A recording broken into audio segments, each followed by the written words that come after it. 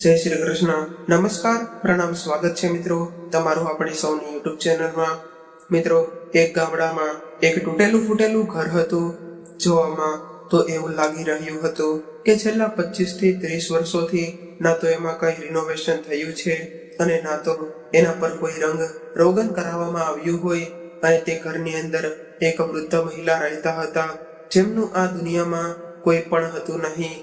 આડોશ પાડોશના લોકો જ તેમને ખાવા પીવા માટે સામાન આપી રહ્યા હતા અને એ કારણે જ એમનું જીવન વ્યતીત થઈ રહ્યું હતું. ત્યારે એક દિવસ સવારમાં એક ખૂબ જ મોટી કાર તે ઘરના દરવાજા પાસે આવીને ઊભી રહી અને તે કારમાંથી એક જુવાન છોકરો દરવાજો ખોલીને નીચે ઉતર્યો.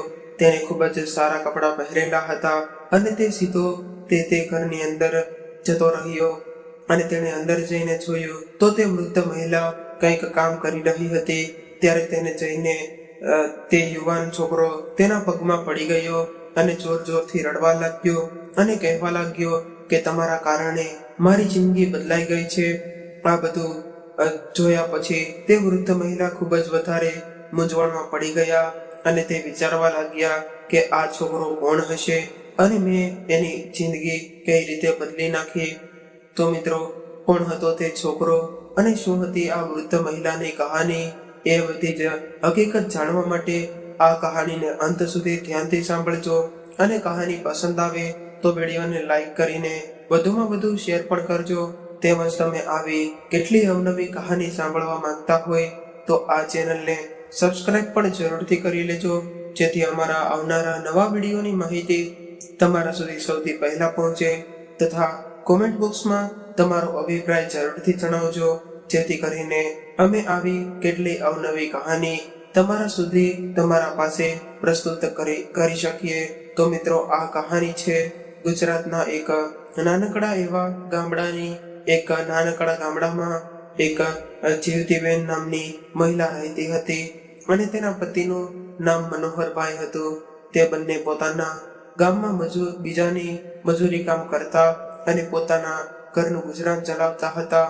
હવે ધીરે ધીરે સમય વ્યતીત થવા લાગ્યો અને તેના લગ્નને 5 વર્ષ થઈ ગયા, પરંતુ હજી તેને કોઈ સંતાન નહોતું. ધીરે ધીરે થોડો વધારે સમય વ્યતીત થયો અને થોડા સમય પછી તેને ખબર પડી કે જીવતીબેનને બાળક થવાનું છે અને તે ગર્ભવતી છે. આ વાતની ખબર પડતા જ તે બંને પતિ પત્ની ખૂબ જ ખુશ થઈ ગયા. ત્યારે મનોહરભાઈ પોતાના મનમાં ખૂબ જ પ્રસન્ન થયા હતા. હવે અમારે પણ સંતાન થશે અને અમારા પરિવારમાં એક સદસ્ય વધી જશે. આવી રીતે ધીરે ધીરે 9 મહિના વીતી ગયા અને જીવતીબેને એક બાળકને જન્મ આપ્યો. અને ત્યારે તે બંને પતિ પત્નીએ તેમના દીકરાનું નામ સંજય રાખ્યું હતું. હવે તેમના ઘરની અંદર એક સદસ્ય વધી ગયું હતું, એટલે મનોહરભાઈ વધારે મહેનત કરવા લાગ્યા હતા અને ધીરે ધીરે તેમનો દીકરો સંજય પણ મોટો થઈ ગયો. અને જ્યારે તે 5 વર્ષનો થયો તો તેના પિતાનું એક ગંભીર બીમારીને કારણે મૃત્યુ થઈ ગયું. ત્યારે પોતાના પતિના આવી રીતે અચાનક મૃત્યુ પછી જીવતીબેન અંદરથી સંપૂર્ણ રીતે ભાંગી પડ્યા હતા. ત્યારે તે વિચારવા લાગ્યા કે હવે હું એકલી શું કરીશ, કારણ કે હવે તો મારા પતિ પણ નથી રહ્યા. તો હું એકલા હાથે અમારા દીકરા સંજયને કઈ રીતે મોટો કરી શકીશ અને તેનું ભરણ પોષણ કઈ રીતે કરીશ. ત્યારે જીવતીબેનના પિયરવાળા તેમને સમજાવવા લાગ્યા અને કહ્યું કે જીવતી, હજી તો તારી ઉંમર નાની છે, તો તું આ બાળકને અમને આપી દે અને તેને સાચવી લઈશું અને તું કોઈ સારો છોકરો શોધીને બીજા લગ્ન કરીને તારું ઘર વસાવી લે, કારણ કે હજુ તારી જિંદગી ખૂબ જ લાંબી છે, એટલે એકલા આવી રીતે તારી જિંદગી પસાર નહીં થઈ શકે. ત્યારે તેમના પિયરવાળાની આ વાત સાંભળીને જીવતીબેનની ખબર જ ખરાબ થઈ ગઈ અને તે જીવતીબેનને ખૂબ જ ખરાબ લાગ્યું અને તે કહેવા લાગ્યા કે મારો દીકરો મારા પતિની આખરી નિશાની છે અને હું એને બીજા કોઈને નહીં સોંપું. આ મારા દીકરાના સહારે જ હું પોતાની જિંદગી વિતાવી લઈશ, પરંતુ હું ક્યારેય બીજા લગ્ન નહીં કરું. ત્યારબાદ જીવતીબેને ખૂબ જ મહેનત મજૂરી કરીને પોતાના દીકરાને ઉછેરીને મોટો કરવાનું નક્કી કર્યું અને પોતે બીજાના ઘરોમાં કામ કરીને મહેનત મજૂરી કરીને પોતાનું અને તેના દીકરાનું ભરણ પોષણ કરી રહી હતી. હવે ધીરે ધીરે સમય વ્યતીત થવા લાગ્યો અને તેમનો દીકરો સંજય પણ મોટો થવા લાગ્યો, પરંતુ હવે તે પોતાની માની એક પણ વાત સાંભળતો ન હતો. તેની માં ગમે તે કહેતી, પરંતુ તે એ જ કરતો કે એના મનમાં આવે. ધીરે ધીરે સંજય 15 વર્ષનો થઈ ગયો હતો અને હવે તે ભણવા અને પોતાની માને કામમાં મદદ કરવાને બદલે પોતાના મિત્રો સાથે વધારે રખડવા લાગ્યો હતો. આ વાત માટે પોતાની માં જીવતીબેનને વારે વારે ઠપકો આપતી અને ખીજાતી રહેતી. તે કહેતી કે બેટા, આવી રીતે આખો દિવસ મિત્રો સાથે રખડવું ન રહેવાય, કારણ કે તારા પિતા પણ નથી અને લોકો જોશે તો શું કહેશે? લોકો તો એમ જ કહેશે ને કે તેની માં તેને બરાબર સાચવતી નથી, એટલે છોકરો બગડી ગયો છે. પરંતુ ત્યારે સંજય પોતાની માની કોઈ પણ વાત પર ધ્યાન નહોતો દેતો અને એક દિવસ તે પોતાના મિત્રો સાથે બહાર ગયો હતો અને 15 વર્ષની ઉંમરમાં તે તેના મિત્રો સાથે દારૂ પીને ઘરે આવ્યો.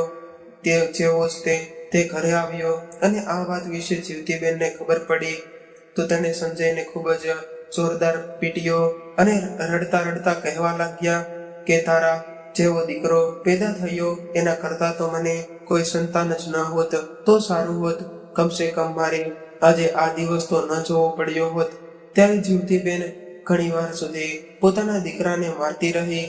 ત્યાર પછી સંજય નારાજ થઈને ઘરની અંદર એમ જ પડ્યો રહ્યો. જીવતીબેન રાતનું જમવાનું બનાવ્યું અને પછી થોડી વાર રાહ જોઈ કે સંજય પોતાની રીતે ખાવા માટે આવી જાય, પરંતુ સંજય આવ્યો નહીં. એટલે જેમ તેમ કરીને થાળી લઈને તેમની પાસે ગઈ અને તેને પ્રેમથી ખવડાવવા લાગી, પરંતુ ત્યારે તે પોતાની માંથી નારાજ થઈ ગયો હતો, એટલે તેણે પોતાની માને જમવાની ના પાડી દીધી. એટલે ત્યારે જીવતીબેન સંજયને ફટકારા લગાવીને જબરદસ્ત ખાવાનું ખવડાવવા લાગ્યા, કારણ કે મિત્રોમાં ગમે તેટલી નારાજ હોય પરંતુ તે પોતાના બાળકને ક્યારેય પણ ભૂખ્યા ન રહેવા દે. ત્યારે સંજયે જમી તો લીધું, પરંતુ તેના મનમાં હજી પણ પોતાની મા પ્રત્યે ખૂબ જ વધારે ગુસ્સો હતો, કેમ કે તે 15 વર્ષનો છોકરો હતો અને તેની આ તરુણાવસ્થા જ એવી હોય કે તેને પોતે જે કરે તે બરાબર જ લાગે અને તેને કોઈ પણ કંઈ પણ કહે ગમે તે નહીં. તે બધું સમજાતું હોય, પરંતુ તેનામાં એટલી સમજણ નહોતી કે તેની મમ્મીએ જે કંઈ પણ તેની સાથે કર્યું છે તે તેની ભલાઈ માટે કર્યું છે. રાત્રે સંજય પોતાના ખાટલા પર સૂતા સૂતા કંઈક વિચારી રહ્યો હતો અને રાત્રે જ્યારે તેની માં સૂઈ ગઈ તો તે ઊભો થઈ ગયો અને ઘરની અંદરથી પોતાના કપડાને એક થેલામાં ભરી લીધા અને ત્યારબાદ રાતના અંધારામાં તે ઘરેથી બહાર નીકળી ગયો. અને જ્યારે તે અંધારામાં ઘરની બહાર નીકળ્યો તો તેણે કોઈ પણ જોઈ ન શક્યો કે તે ધીરે ધીરે ચાલતો ચાલતો મેઇન રોડ તરફ પહોંચી ગયો. મેઇન રોડ તેના ગામડાથી લગભગ 3 કિલોમીટર દૂર હતો, એટલે આ 3 કિલોમીટર ચાલવામાં તેને સવાર પડી ગઈ. મેઇન રોડથી તે જેમ તેમ લિફ્ટ લઈને બધાને પોતાની મજબૂરીઓ જણાવીને એક મોટા શહેરમાં પહોંચી ગયો. તે મોટા શહેરમાં પહોંચી ગયો, પરંતુ એટલી બધી ભીડ તેણે પહેલી વાર જોઈ હતી. આટલી ભીડ જોઈને તે વિચારમાં પડી ગયો અને આવતા જતા લોકો તરફ જોવા લાગ્યો. તેણે જોયું કે દુનિયા ચાલી રહી છે અને કોઈ પણ કારણસર આ દુનિયા રોકવાની નથી. બધા લોકો પોતાના કામમાં વ્યસ્ત હતા. કોઈ કંઈક કામ કરી રહ્યો હતો તો કોઈ કંઈક હવે જ્યારે સંજયને ખૂબ જ ભૂખ લાગી તો તે એક હોટલ તરફ ગયો. હોટલમાં ગયા બાદ સંજયે હોટલવાળા સાથે વાત કરી અને તેણે કહ્યું કે મારું આ દુનિયામાં કોઈ પણ નથી અને હું જે એવું ઈચ્છું છું કે તમે મને ખાવાનું આપો, જેના બદલામાં હું તમારું કામ કરી દઈશ. એટલે એ હોટલનો મેનેજર હતો. તે પહેલા તો સંજયને ના પાડવા લાગ્યો અને તે કહેવા લાગ્યો કે તમે કોઈ બાળકોને કામ પર નથી રાખતા, પરંતુ ત્યારે સંજય તેને ખૂબ જ વધારે વિનંતી કરવા લાગ્યો અને કહેવા લાગ્યો કે મને ખૂબ જ ભૂખ લાગી છે, એટલે પ્લીઝ મને તમે કંઈક ખાવા માટે આપી દો અને બદલામાં હું તમારું કામ કરી દઈશ. એટલે ત્યારે તે મેનેજર વિચારવા લાગ્યો કે ચલો ઠીક છે, આ છોકરો જમ્યા પછી કંઈક ને કંઈક કામ તો કરી જ લેશે. ત્યારબાદ તે મેનેજરે સંજયને ખાવા માટે એક થાળી આપી અને કહી દીધું કે આ હોટલની. ત્યારે ખાવાનું ખાધા પછી સંજય વાસણ સાફ કરવા લાગ્યો. વાસણ સાફ કરીને પછી પાછો તે મેનેજર પાસે ગયો અને તે મેનેજરને કહેવા લાગ્યો કે સાહેબ, આ શહેરમાં હું કોઈને પણ ઓળખતો નથી અને હું મારા ગામડેથી અહીં આવ્યો છું, અહીં કંઈક કામ કરવા માટે, અને ના તો મારી પાસે તો રહેવા માટે છત છે અને ના પેટનો ખાડો પૂરવા માટે ભોજન છે. જો તમારી આજ્ઞા હોય તો હું આ હોટલમાં કામ કરી લઈશ અને રાત્રે અહીં સૂઈ જઈશ. એટલે ત્યારે તે હોટલનો મેનેજર વિચારવા લાગ્યો કે ફ્રીમાં નોકરી મળી રહ્યો છે તો નોકર મળી રહ્યો છે તો જે 24 કલાક આ હોટલ પર જ રહેશે અને અમારું કામ પણ કરશે. એટલે તે કહેવા લાગ્યો કે ઠીક છે, તું તેવું કરી શકે છે અને ખાવા માટે ખાવાનું મળશે અને રહેવા માટે હોટલ પણ તારે સારી રીતે કામ કરવું પડશે. એવું કહીને તેમણે સંજયને ત્યાં રાખી લીધો. હવે સંજય પણ ત્યાં રહેવા લાગ્યો અને તે ખૂબ જ મહેનતથી કામ કરતો અને સારી રીતે પોતાની જવાબદારી નિભાવતો હતો. મેનેજરે જ્યારે પણ આ રીતે ઈમાનદારીથી એને કામ કરતા જોયો તો એને ખૂબ જ સારું લાગ્યું અને તે વિચારવા લાગ્યા કે આ તો ખૂબ જ મહેનતુ છોકરો છે અને એને કારણે જ મેનેજર એની પાસે વધારે કામ કરાવડાવી લેતા હતા, જેમ કે શાકભાજી સુધારવું અથવા તો બજારથી કંઈક સામાન લઈ આવવો અને લોકોને ખાવાનું પીરસવું. દિવસભર તે હોટલ પર કામ કરતો અને સાંજે તે હોટલમાં તે સૂઈ જતો. એક કામના બદલામાં એને ખાવાનું મળતું અને સૂવા માટે હોટલ તો હતી જ. આવી રીતે તેના દિવસો પસાર થવા લાગ્યા. ધીરે ધીરે સમય પસાર થવા લાગ્યો અને સમયની સાથે સંજય ધીરે ધીરે મોટો થવા લાગ્યો. હોટલ પર કામ કરતા કરતા એને આજે 2 વર્ષ થઈ ગયા હતા, તો હવે એની ઉંમર 17 વર્ષની થઈ ગઈ હતી. ત્યારે એક દિવસ તે હોટલના મેનેજરને કંઈક કામથી બહાર જવું પડ્યું. એટલે એમણે સંજયને કહ્યું કે બેટા, તું આજે એક કામ કરજે, આ હોટલનું તું સારી રીતે ધ્યાન રાખજે અને કોઈ પણ કસ્ટમર આવે તો એને સારી રીતે સંતુષ્ટ કરજે. એટલે ત્યારે સંજયે કહ્યું કે ઠીક છે મેનેજર સર, તમે અમારાથી કંઈ પણ ચિંતા કર્યા વગર જાઓ, હું હોટલને સારી રીતે સંભાળી લઈશ. કેમ કે 2 વર્ષની અંદર એણે હોટલના બધા જ કામ શીખી લીધા હતા. એને ખબર હતી કે ગ્રાહકોને કઈ રીતે હેન્ડલ કરવાના હોય અને કઈ રીતે તેમની સાથે વ્યવહાર કરવો જોઈએ. હવે તે મેનેજર 2 દિવસ માટે છુટ્ટી પર જતા રહ્યા અને 2 દિવસ સુધી સંજય તે હોટલને સારી રીતે મેનેજ કરવા લાગ્યો અને તેણે ગ્રાહકોને સારી રીતે સંતુષ્ટ કર્યા. હવે 2 દિવસ પછી જ્યારે મેનેજર આવ્યો તો તેણે જોયું કે સંજયે હોટલને સારી રીતે મેનેજ કરી હતી અને જે વર્કર હતા એમણે જણાવ્યું કે સંજયે ખૂબ જ સારી રીતે કામ કર્યું છે અને તેને કંઈ પણ પ્રોબ્લેમ નથી આવ્યો. આ વાતને સાંભળીને તે પેલો મેનેજર ખૂબ જ ખુશ થઈ ગયો અને તે વિચારવા લાગ્યો કે આ તો ખૂબ જ સારું થયું, મારું કામ સરળ થઈ ગયું. અને આ ઘટના પછી મેનેજર વારંવાર છુટ્ટી પર જતો રહ્યો અને પાછળથી સંજયને આ હોટલની દેખરેખ કરવા માટે છોડી દીધો હતો. સંજય પણ તે હોટલને સંભાળવાની સાથે સાથે બાકીના બધા જ કામોમાં પણ પોતાની રુચિ દેખાડતો હતો અને ખૂબ જ મહેનત અને ઈમાનદારીથી સાથે બધા કામોને શીખતો હતો. આવી રીતે કરતા કરતા એક દિવસ મેનેજર છુટ્ટી પર ગયા હતા અને એ જ સમયે હોટલના માલિક તે હોટલને જોવા માટે આવી ગયા અને હોટલના માલિક જેવા જ અંદર આવ્યા તો એમણે જોયું કે મેનેજરની જગ્યાએ એક બીજો છોકરો કામ કરી રહ્યો હતો અને તે ખૂબ જ સારી રીતે ગ્રાહકો સાથે વાત કરતો હતો.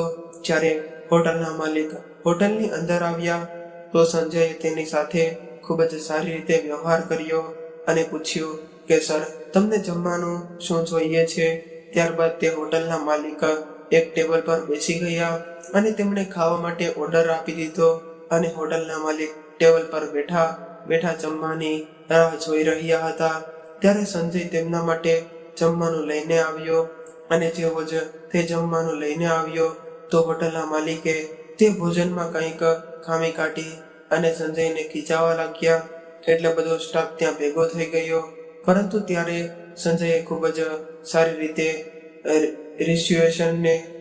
સિચ્યુએશનને હેન્ડલ કરવાની કોશિશ કરી અને ખૂબ જ શાંતિ અને પ્રેમથી હોટલના માલિક સાથે વાત કરી. આ જોઈને હોટલના માલિક પોતાના મનમાં ખૂબ જ ખુશ થઈ ગયા. ત્યારે સંજય જાણતો ન હતો કે આ હોટલના માલિક છે, છતાં પણ તે તેમની સાથે પ્રેમ અને શાંતિથી સન્માનની વાત કરી રહ્યો હતો. એનો મતલબ કે બધા ગ્રાહકો સાથે સારી રીતે વર્તન કરતો હશે. સ્ટાફના અમુક લોકો જે જૂના વર્કર હતા તે ઓળખતા હતા કે આ તો હોટલના માલિક છે અને તેઓ એકદમ તેમને નમસ્તે કરવા લાગ્યા. એટલે સંજય આ વાતને જોઈને થોડો હેરાન રહી ગયો અને તે પૂછવા લાગ્યો કે કોણ છે. તો બીજા વર્કરે કહ્યું કે આ તો હોટલના માલિક છે અને તેઓ ક્યારેક આ હોટલની મુલાકાત લેવા માટે આવે છે. આ વાત સાંભળીને સંજય એકદમ શાંત ઊભો રહી ગયો.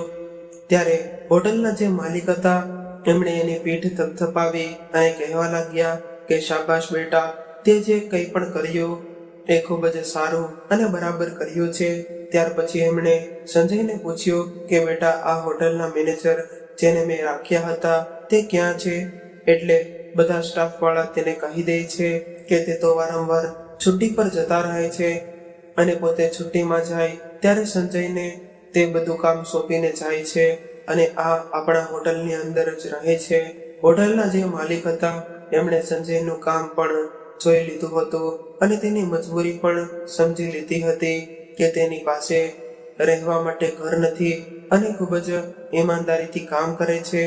એટલે જે હોટલના માલિક હતા એમણે મેનેજરને ફોન કર્યો અને એમને કહી દીધું કે આજ પછી તમારે મારી હોટલમાં આવવાની કોઈ જરૂર નથી, મેં બીજો મેનેજર રાખી લીધો છે. ત્યારબાદ હોટલના માલિકે સંજયને તે હોટલનો મેનેજર બનાવી દીધો અને કહ્યું કે બેટા, તું ખૂબ જ મહેનતથી અને ઈમાનદારીથી કામ કરજે.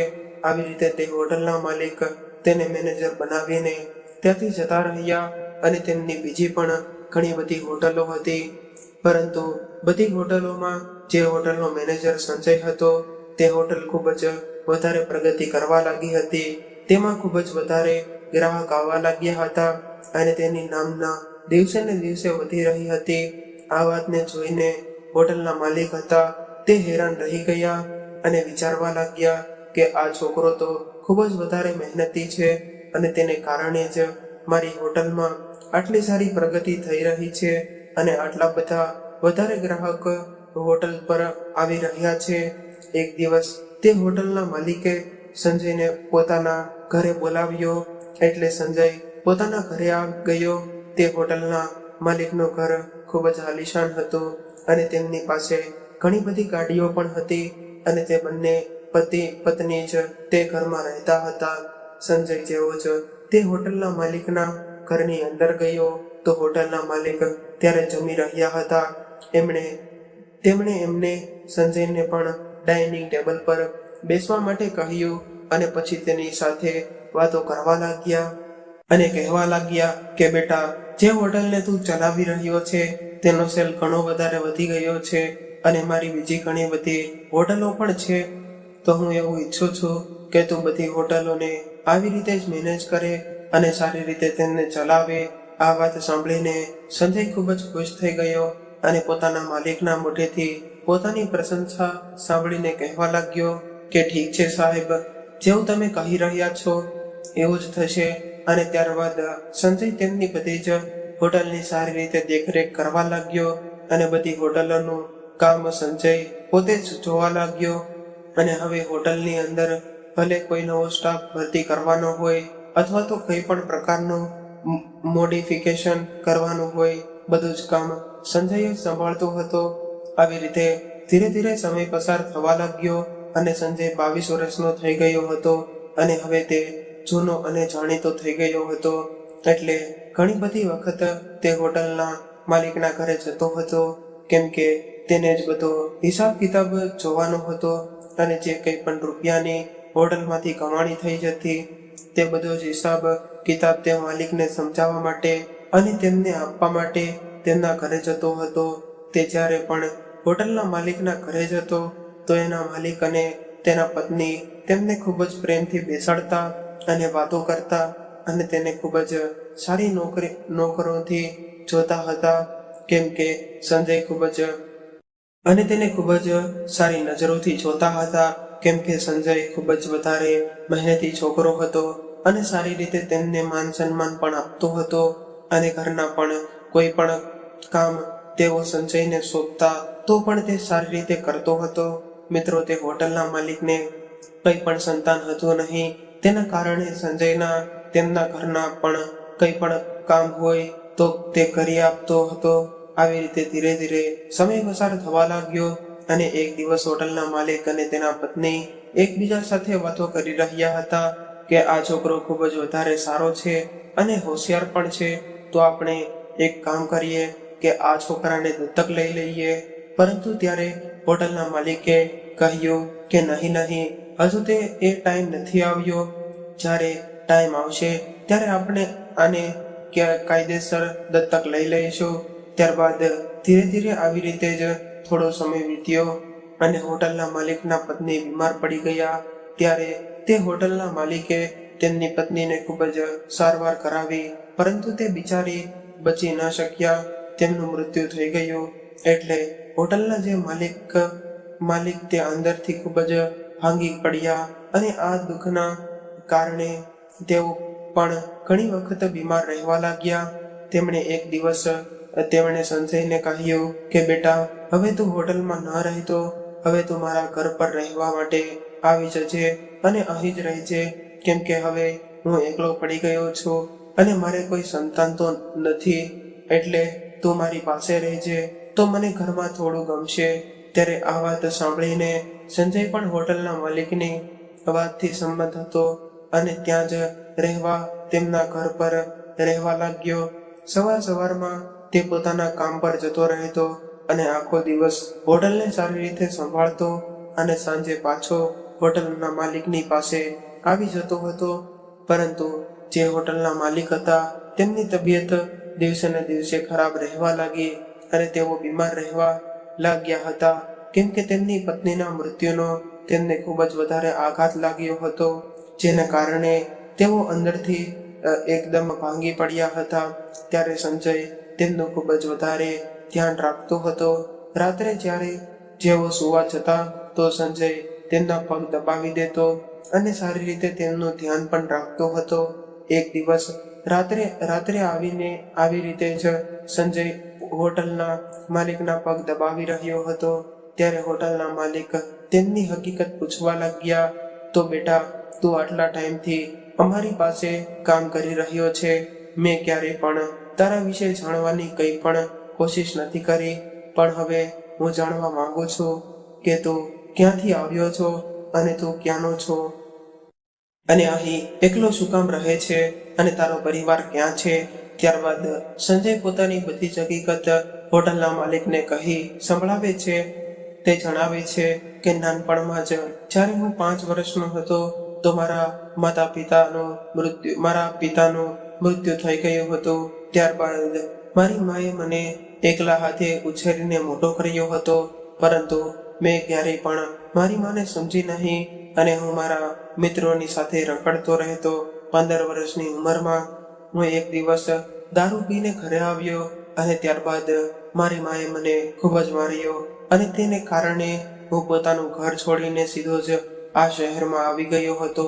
ત્યાર પછી હું અહીં જ તમારી હોટલમાં કામ કરી રહ્યો છું. આ વાતને સાંભળતા જ સંજયને પણ પોતાની માની યાદ આવી ગઈ અને તેની આંખોમાં આંસુ આવી ગયા. સંજયની કહાની સાંભળીને જે હોટલના માલિક હતા તેમની આંખોમાં પણ આંસુ આવી ગયા. તે ભાવુક થઈ ગયા અને સંજયને કહેવા લાગ્યા કે શું તે ક્યારેય પણ પોતાની માની ખબર લેવાની કોશિશ નથી કરી. એટલે સંજયે કહ્યું કે ના સાહેબ, મેં એ દિવસ પછી ક્યારેય પણ મારા ગામડે જવાની કોશિશ નથી કરી અને ના તો મેં પોતાની મા વિશે જાણવાની કંઈ પણ કોશિશ કરી છે. એ કઈ હાલતમાં રહે છે અને ક્યાં છે, એટલે એમણે કહ્યું, બેટા, મારે કોઈ સંતાન નથી, તને ખબર છે, અને તારાથી વધારે મારો સારી રીતે ખ્યાલ કોઈ નહીં રાખી શકે. એટલે હું વિચારું છું કે મારી બધી જ મિલકત હું તારા નામે કરી દઉં. ત્યારબાદ આપણે બધા સાથે આ ઘરમાં જ રહીશું. તો એક વખત પોતાના ગામડે જઈને પોતાની માને પણ અહીં લઈ આવ. આ વાત જેવી જ સંજયે સાંભળી તો તેના ઉદાસ ચહેરા પર થોડી ખુશી આવી ગઈ અને તે હોટલના માલિકને ગળે વળગી ગયો. ત્યારબાદ કહેવા લાગ્યો કે શું હું તમને બાપુજી કહીને બોલાવી શકું? એટલે હોટલના માલિક તેને ગળે લગાડીને આંસુ સાથે કહેવા લાગ્યા કે બેટા, આ એક શબ્દ સાંભળવા માટે તો આખી જિંદગી મારા કાન તરસી રહ્યા છે. તું મને બાપુજી કહીને બોલાવી શકે છે. બીજા દિવસે સવારમાં હોટલના માલિક સંજયને પોતાની સાથે વકીલ લઈને વકીલને મળવા ગયા અને ત્યાં જઈને તેમણે પોતાની બધી જ મિલકત સંજયના નામે કરી નાખી. ત્યાર પછી સંજય અને તે હોટલના માલિક ઘરે આવી ગયા. ઘરે આવતા જ હોટલના માલિકે સંજયને કહ્યું કે બેટા, મારી તો તબિયત ખરાબ છે, પરંતુ તું આમાંથી કોઈ પણ ગાડી લઈ જા અને તારી મને તારી સાથે લઈ આવ. ત્યારબાદ સંજય સારી રીતે તૈયાર થઈને એક ગાડી લઈને પોતાની સાથે ડ્રાઈવર લઈને સીધો તે પોતાના ગામડા તરફ નીકળી ગયો. 8-10 કલાકની મુસાફરી કર્યા બાદ તે પોતાના જૂના ગામડે પહોંચી ગયો. ત્યાં જઈને જેવો જ તે પોતાના ઘરની સામે ઊભો રહ્યો તો તેને તેના નાનપણની બધી યાદો ચિત્રની જેમ સામે આવી ગઈ. કેવી રીતે તે ઘરના આંગણામાં દોડી કરતો રહેતો. તેની માં એને ક્યારેય મારતી તો ક્યારેક પ્રેમ કરતી. અને આ બધી વાતો વિચાર્યા બાદ તેની આંખોમાંથી આંસુ નીકળવા લાગ્યા. જેવો જ તે ગાડીમાંથી બહાર નીકળ્યો તો ગામવાળા તેને જોવા લાગ્યા અને વિચારવા લાગ્યા કે આટલી મોટી ગાડીમાં આટલા સારા કપડાં પહેરીને આ કોણ આવ્યું છે. ત્યારબાદ સંજય સીધો પોતાના ઘરે પહોંચી ગયો અને ઘરે પહોંચીને તેણે જોયું કે તેના ઘરની હાલત ખૂબ જ વધારે તૂટેલી ફૂટેલી હતી. નાનકડો એવો એક રૂમ હતો અને તે રૂમની દિવાલોની ઘણી બધી ઈંટો પણ બહાર નીકળી ગઈ હતી. તેનું ઘર ખૂબ જ દયનીય સ્થિતિમાં હતું. એટલે ત્યારે સંજય ઘરની અંદર ગયો અને જોયું કે તેની માં જીવતીબેન કંઈક કામ કરી રહ્યા હતા. તે જોઈને સંજય એકદમ પોતાની માના પગમાં પડી ગયો અને કહેવા લાગ્યો કે માં, જો તમે મારી સાથે એવું ન કરત તો આજે હું આ જગ્યા પર ન હોત. આ વાતને જોઈને જીવતીબેન એકદમ હેરાન રહી ગયા અને વિચારવા લાગ્યા કે આ છોકરો કોણ છે? આટલા સારા કપડાં પહેરેલા છે અને મારા પગને કેમ પકડી રહ્યો છે? કેમ કે જીવતીબેન તો આજ સુધી બીજાની દયા પર જ જીવી રહ્યા હતા. તેમના આડોશ પડોશ તેમને ખાવાનું પીવાનું આપી જતા. તે જ ખાઈને તે પોતાનું ગુજરાન ચલાવતા હતા. ક્યારેક તો કંઈ પણ કામ મળી જતું હોય તો થોડાક રૂપિયા કમાઈને તેનાથી પોતાની બીમારીનો ઈલાજ કરાવતા હતા અને આવી રીતે તે પોતાનું જીવન વ્યતીત કરી રહ્યા હતા. ત્યારે તેણે સંજયને ઊભો કર્યો અને કહેવા લાગ્યા કે બેટા, તું કોણ છે? એટલે સંજય એકદમ પોતાની માના ગળે વળગી ગયો અને કહેવા લાગ્યો કે માં, હું તમારો દીકરો સંજય છું, જે આજથી 10 વર્ષ પહેલા અહીંથી જતો રહ્યો હતો. જેવું જ જીવતીબેને સંજયનું નામ સાંભળ્યું તો તે હેરાન રહી ગયા. કેમ કે જ્યારે સંજય અહીંથી ગયો હતો ત્યારબાદ સંજયની માએ તો એને ખૂબ જ શોધવાની કોશિશ કરી હતી, પરંતુ 3-4 વર્ષ સુધી જ્યારે તે સંજયને શોધી ન શકી તો થાકી હારીને તેણે શોધવાનું બંધ કરી દીધું હતું અને તેણે પોતાના દીકરાને મરી ગયેલો સમજી લીધો હતો અને તેણે વિચારી લીધું હતું કે હવે આ જિંદગીમાં ફરીવાર તે ક્યારેય પાછો નહીં આવે. પરંતુ જેવો જ આજે 10 વર્ષ બાદ પોતાના દીકરાને જોયો તો એકદમથી ખૂબ જ વધારે ભાવુક થઈ ગયા અને જોરથી રડવા લાગ્યા અને તેણે પોતાના દીકરાને દબાવીને ગળે લગાડી લીધો અને રડતા કહેવા લાગ્યા કે બેટા, તે મારી સાથે જે કર્યું તે સારું નથી કર્યું. મારી જિંદગીના 10 વર્ષ આમ જ વીતી ગયા તારા વિલાપમાં અને અમારી હાલત પણ ખૂબ જ ખરાબ છે. જેવો જ સંજય તે ઘરની અંદર ગયો હતો તો તેના ગામના આડોશ પાડોશ વાળા લોકો જે જ્યોતિબેનની મદદ કરતા હતા તે લોકો પણ તે ઘરની અંદર એકઠા થઈ ગયા અને તેની જેવી જ રીતે તે લોકોને ખબર પડી કે તે જ્યોતિબેનનો એ જ દીકરો છે જે આજથી 10 વર્ષ પહેલા તેમને છોડીને જતો રહ્યો હતો, તો તે લોકોના ચહેરા પર ઉપર ચમક આવી ગઈ અને તેઓ વિચારવા લાગ્યા કે ચલો સારું થયું, આ બિચારી તો ગડપણનો સહારો આવી ગયો. ત્યારબાદ જ્યોતિબેન પોતાના દીકરાના આંસુ લૂછીને સંજયને પૂછવા લાગ્યા કે બેટા તું ક્યાં જતો રહ્યો હતો અને આજે તું આટલો મોટો માણસ કઈ રીતે બની ગયો. એટલે સંજયે પોતાની બધી જ કહાની પોતાની મા અને તેના ગામવાળાને કહી સંભળાવી. તેની કહાની સાંભળીને ગામવાળાની આંખોમાં પણ આંસુ આવી ગયા. ત્યારે સંજયની મા વિચારવા લાગી કે મારા દીકરાને કેવા કેવા દિવસો જોવા પડ્યા હતા અને તે બધી મુશ્કેલીઓમાંથી પણ પાર થઈને તે આજે કેટલો મોટો માણસ બની ગયો છે. ત્યાર પછી સંજયે કહ્યું કે માં મારી સાથે ચાલો, હું તમને કોઈ સાથે મળવા માંગુ છું. એટલે તેની માએ કહ્યું કે બેટા આ ઘડપણમાં હવે હું ક્યાં આવીશ અને અહીં જ રહેવા દે, કેમ કે જ્યારે તું નહોતો અને મારી હાલત ખરાબ હતી તો આ ગામવાળાએ જ મને સહારો આપ્યો હતો અને હું નથી ઈચ્છતી કે હું આ ગામવાળાને મૂકીને જતી રહું. એટલે ત્યારે સંજય જીદ કરવા લાગ્યો અને મારે તને મારા માલિક સાથે મળાવી છે અને મારા માલિક પણ તને મળવા માંગે છે. એમણે મને સાફ સાફ કહ્યું છે કે તું પોતાની માને પોતાની સાથે લઈને જ આવજે. ત્યારબાદ સંજયની માં તેની સાથે જવા માટે તૈયાર થઈ ગઈ. ત્યારે બધા ગામવાળાએ જ્યોતિબેનને ત્યાંથી વિદાય કર્યા. ત્યારબાદ તેઓ પોતાના દીકરાની સાથે કારમાં બેસીને નીકળી ગયા. હવે સંજય પોતાની માને લઈને પોતાના માલિક પાસે પહોંચી ગયો. જેવો સંજયનો માલિક સંજયની માને મળ્યો તો તે તેના પગે લાગ્યો અને કહેવા લાગ્યો કે માજી તમે તમારા દીકરાને ખૂબ જ સારા સંસ્કાર આપ્યા છે. આ વાત સાંભળીને ત્યારે સંજયની આંખોમાં હરખના આંસુ આવી ગયા. ત્યાર પછી સંજયની માં અને તેમના માલિક તે ઘરની અંદર જ સાથે રહેવા લાગ્યા અને જીવતીબેન ક્યારેક ક્યારેક પોતાના ગામડે જતા, પરંતુ સારી રીતે કારમાં બેસીને સારા નવા કપડાં પહેરીને તે બધા લોકોને મળવા આવતી અને કલાકો સુધી તેમની સાથે બેસીને વાતો કરતી. કારણ કે જેમણે એને મુશ્કેલ સમયમાં સાથ આપ્યો હતો તેને તે ભલા કેવી રીતે ભૂલી શકે.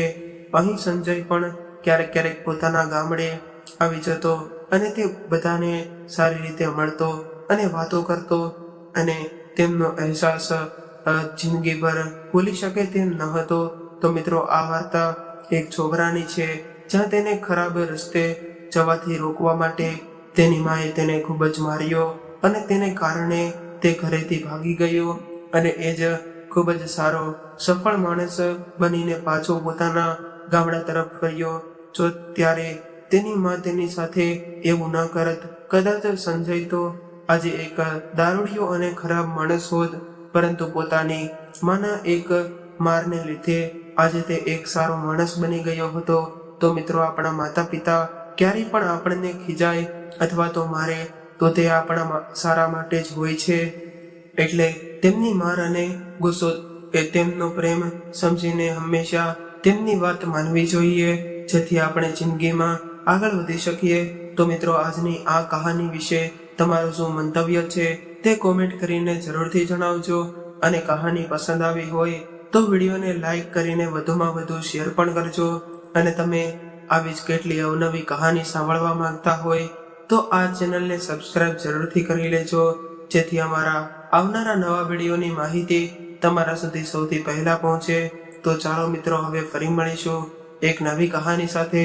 ત્યાં સુધી તમામ મિત્રોને જય શ્રી કૃષ્ણ, રાધે રાધે, હર હર મહાદેવ. આ કહાનીને પૂરેપૂરી સાંભળવા માટે તમારો ખૂબ ખૂબ આભાર.